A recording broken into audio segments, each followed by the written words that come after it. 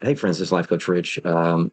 Just I got another clip from Jordan Peterson related to interacting, the threat of violence for men and how they interact, and then dealing with women. This is a different clip that he explains further on that as far as interacting with women. Then have some comments related to application. This is something my wife has pointed out too. She said, well, men are going to have to stand up for themselves. But here's the problem. I know how to stand up to a man who's unfairly trespassing against me. And the reason I know that is because the parameters for my resistance are quite well defined, which is we talk, we argue, we push, and then it becomes physical, right? Like if we move beyond the boundaries of civil discourse, we know what the next step is. Okay, that's forbidden in discourse with women. And so I don't think that men can control crazy women. I really don't believe it. I think that they have to throw their hands up in it's not even disbelief.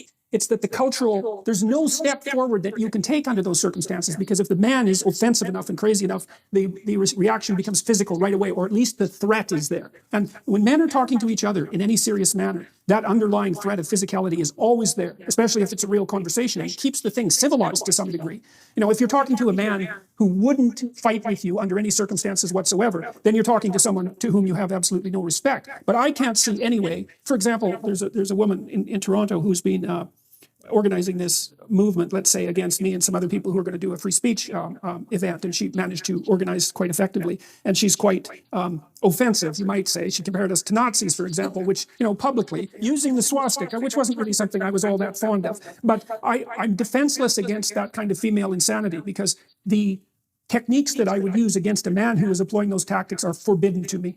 So I don't know, it seems to me that it isn't men that have to stand up and say enough of this, even though that is what they should do. It seems to me that it's sane women who have to stand up against their crazy sisters and say, look, enough of that, enough man-hating, enough pathology, enough bringing disgrace on us as a gender. But the problem there, and then I'll stop my little tirade, is that most of the women I know who are sane are busy doing sane things, right? They're off, they have their career, they have their family, they're quite occupied, and they don't seem to have the time or maybe even the interest to go after their crazy harpy sisters. And so I don't see any regulating force for that terrible femininity. And it seems to me to be invading the culture. So that's some good stuff. I'll put the link in for the whole video there.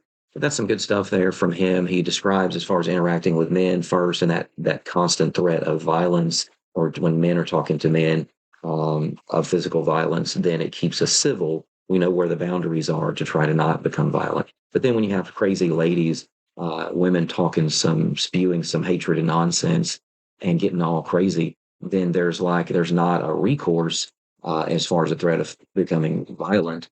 Because then we get in trouble. So the women can say anything they want. They can go and yell in your face, and even men can yell at other men or whatever in society.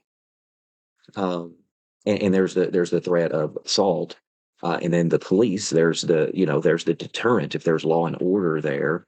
The deterrent of possibly getting in trouble, arrested, going to jail, that kind of thing, or fined. Then we kind of keep each other civilized. Women being aggressive towards men and saying stuff out of control, then it's just a bunch of words and noise and nonsense that's affecting the culture.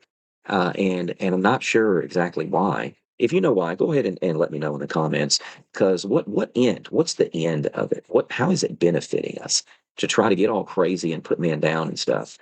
How is that benefiting our culture? How is it making us better as a society?